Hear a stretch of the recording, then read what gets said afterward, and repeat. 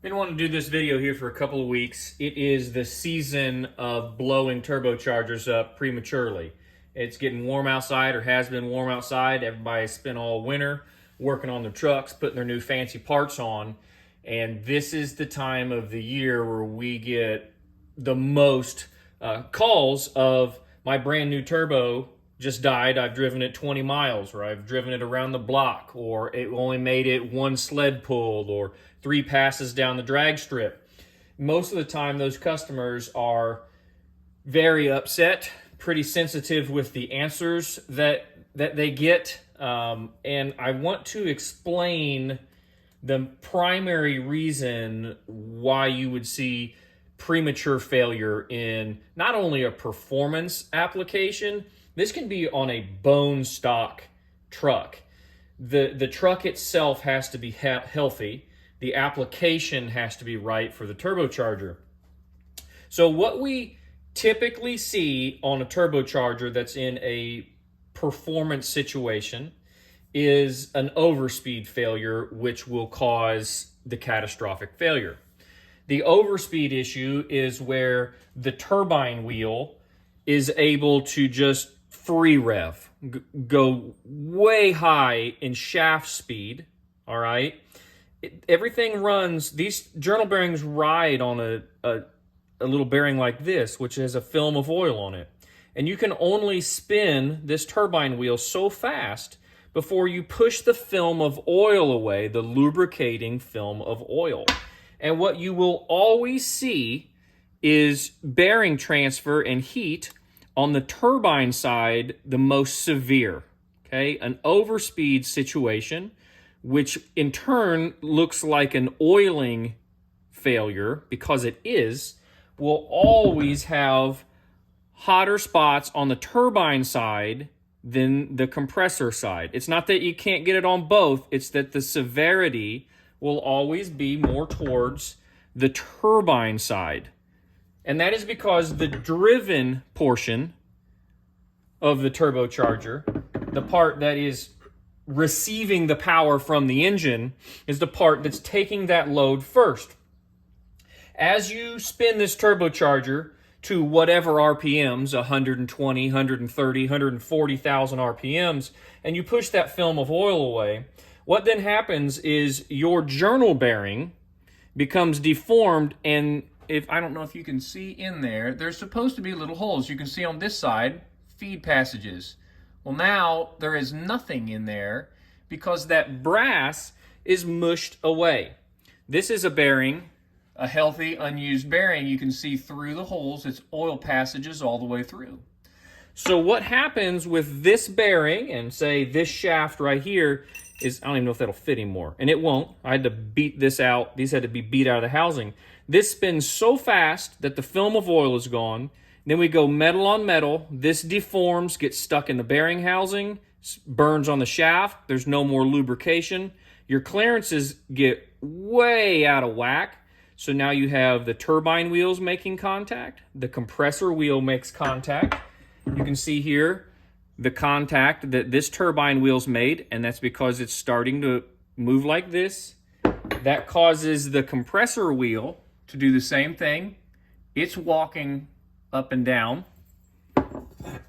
which will typically scar the compressor cover, and this cover is not scarred terrible, but you can see the start of this scarring from the compressor wheel. And the turbine housing itself, get a flashlight so you can see. When this starts happening, you will destroy a turbine house, or a bearing housing, excuse me. You can see that surface right there is where the sealing ring hits on the turbine shaft. And when you start getting all that movement right here, this area at the end of my thumbnail is what accepts that sealing ring. You can see how that is all galled up and no longer a nice sharp area. So when you do or have this type of failure, it is catastrophic.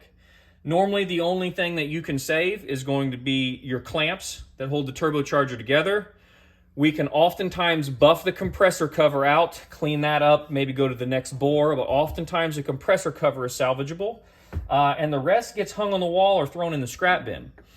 This is, when we're discussing this with customers, who are normally very grumpy because they spent a lot of money and something didn't last very long, they do not like to hear that it was abuse. Well, because I did this and you told me that it would last. Well, that's fine. But how can, if you didn't abuse it, you didn't go sled pulling, how did we get to a overspeed situation? This is so oftentimes caused by a leaky charge air system, where it's a boot blown off, an intake plenum gasket that's blown out, a seam in an intercooler, a weld broke, and what you have is a very large boost leak under load, where the truck will run, and it runs pretty good. You might think you have a little bit of a tuning issue, the truck's a little laggy, but you're able to make power. It's just not exactly what you thought it would be. But what's going on there in that situation is that you are driving the turbine wheel, and the compressor wheel is now not doing nearly as much work. It is sucking in air, and it is compressing that air to jam it through here. Well, if this portion, the charge air system right here, has a big hole in it, this compressor wheel isn't doing nearly as much work. It's just leaking out. So there's no resistance. When there's no resistance, this turbine shaft accepts the forces given to it, and it just spins to the moon.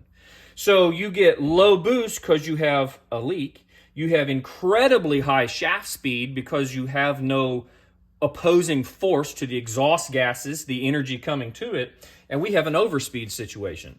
An overspeed situation which will then knock these bearings out because we had a lube issue. When you start seeing this failure, when you take these turbochargers apart, it is almost always, and get this put together right, you will see a thrust issue, which is the in and out play, and you're not going to be able to see this much. This has a few thousandths of thrust, okay? This is the turbine side where the oil passages are, and this is the compressor side. You will almost always see more heat and more wear on the turbine side because the turbine is being driven so hard and so fast, and the compressor wheel isn't fighting back, that you will see much more wear on the turbine side of the thrust collar and much less wear on the compressor side. And you can also see that in the collar as well, all the bluing, the exhaust side that's taken it, and the compressor side. The compressor side is still sick. It's had a hard life, but it is nothing like the turbine side. These turbochargers are a roadmap to these failures. They typically don't lie. If you know how to look at the failure points, you can piece together how a turbocharger died.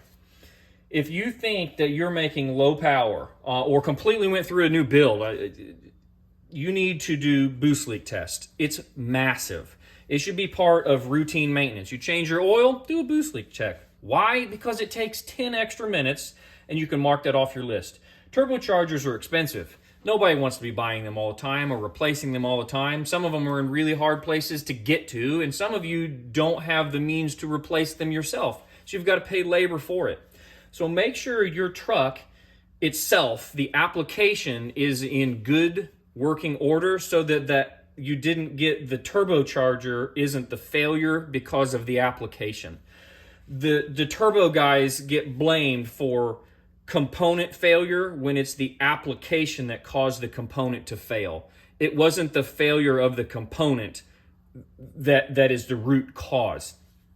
Understand what's going on and what to test. You cannot spin these things to the moon. There are physical limitations to journal bearing turbochargers. They work really well. They're much less inexpensive than a ball bearing turbocharger, but you have to understand the limits of them. One other thing to think about on turbo sizing and shaft speed, smaller turbochargers can spin much higher RPMs. The reason for that is tip speed. So when you're sizing turbochargers, let's say that this turbo was sized and expected to spin 100,000 RPMs.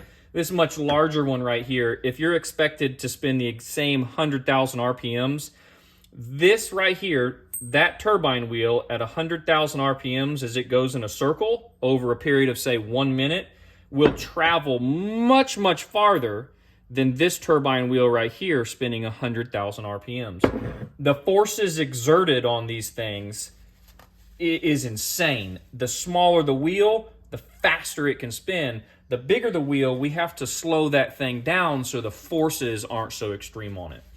That is, in a nutshell, what we've got going on with very premature turbo failures. What to look at, what to understand when you see this type of failure. Go over the truck. It is almost certainly, I don't care who built it, where you got it from, brand new whole set, aftermarket builder, custom stuff, I don't care.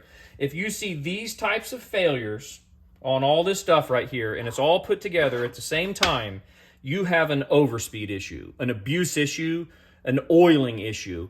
They're all going to be connected. You have to find on your truck where that issue started, which caused the snowball effect, which wiped the turbocharger out. Hopefully that was a little bit enlightening on the types of failure, this type of a failure. It is extremely common where you're going to see a failure very, very quickly. This is a trip around the block, a trip down the drag strip. Something happened, lickety split. This isn't over 10,000 miles. This isn't, I've had your turbo on my truck for 6 months and it started leaking oil. This is typically seen by, I blew a turbocharger up, built by X. I want a new turbocharger built by Y because I'm mad at these people. And then you blew this turbocharger up in 2 days, and now you're really, really mad, and every turbo on the planet is no good. It's probably your pickup truck. And that is very hard medicine to take from most customers. Hopefully, this is educational for you guys so that you can get in there and get that truck spot on, so that we can get the turbo spot on, and we can get from point A to point B just like we want to. Have a good one, guys. Bye.